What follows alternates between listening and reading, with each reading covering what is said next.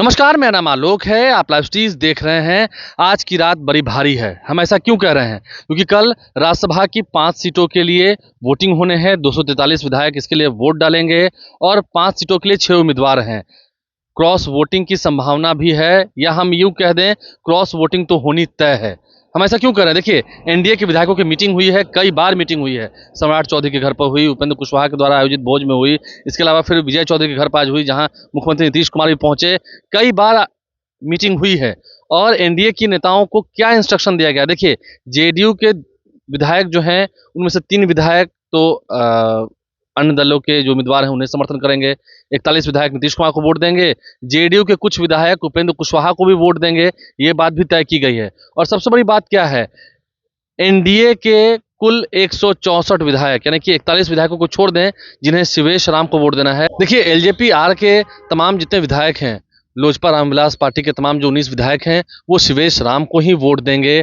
और जो विधायक शिवेश राम को वोट देंगे वो सेकंड प्रायोरिटी पर किसी को वोट नहीं देंगे। यानी कि जिन 41 विधायकों को शिवेश राम को वोट देने को कहा गया है, जिसमें बीजेपी के विधायक हैं, हम पार्टी के विधायक हैं और एलजेपीआर के विधायक हैं, उन सभी को शिवेश राम को वोट देना है। उन्हें सेकंड प्रायोरिटी पर किसी को वोट नहीं देना है। लेकिन सबसे बड़ी बात, 164 विधायक सेकंड प्रेफरेंस में शिवेश राम को ही वोट देंगे, क्योंकि 5वें उम्मीदवार शिवेश राम है, उनका जीतना जरूरी है। अगर महागठबंधन की ओर से, क्योंकि दावे किए जा रहे हैं 41 विधायकों के, एमआईएम की इफ्तार पार्टी में भी 5 विधायक शामिल थे, कल महागठबंधन को वोट देने की बात कही गई है, चर्चा है, उन्हें ही वोट देंगे। फैसला भी लगभग हुआ है, लेकिन अब देखना होगा कल होता क्या है, कल किसने देखा।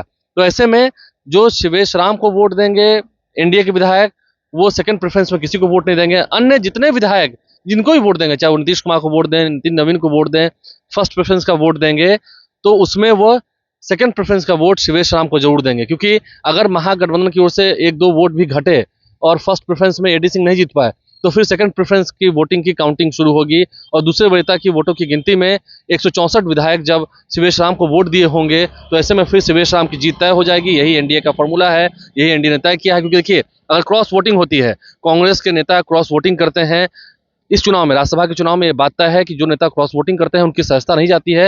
हाँ, व्हिप लागू होता है, पार्टी उन पर जो कार्रवाई करे, लेकिन हाँ, सदस्यता उनकी नहीं जाती है, ये बात भी तय है। तो कांग्रेस के विधायक अभी भी कई नाराज हैं। 41 विधायकों की बात कर रही है आरजेडी पार्टी और महागठबंधन, लेकिन कांग्रेस के भी अभी तक कई विधायक जो हैं वो होटल में नहीं पहुंचे हैं जहां उन्हें बुलाया गया है। एमआईएम पार्टी की जब इफ्तार पार्टी में तेजस्वी यादव पहुंचे, तो वहां पर एमआईएम पार्टी के 5 विधायक थे, लेकिन अभी भी कांग्रेस पार्टी के कई विधायक जो है नाराज है। बीएसपी के विधायक सतीश यादव कल कह रहे थे कि मैं पटना में रहूंगा, लेकिन आज पटना में है नहीं।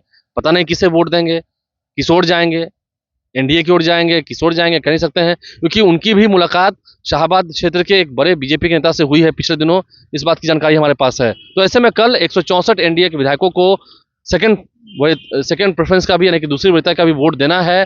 बाकी जो 41 विधायक शिवेश राम को वोट देंगे, वो दूसरी वरीयता का वोट नहीं देंगे, सेकंड प्रेफरेंस का वोट नहीं देंगे। ये खबर एनडीए की मीटिंग में से निकल के आई है, ये पक्की खबर जो हमने आप तक पहुंचाई है।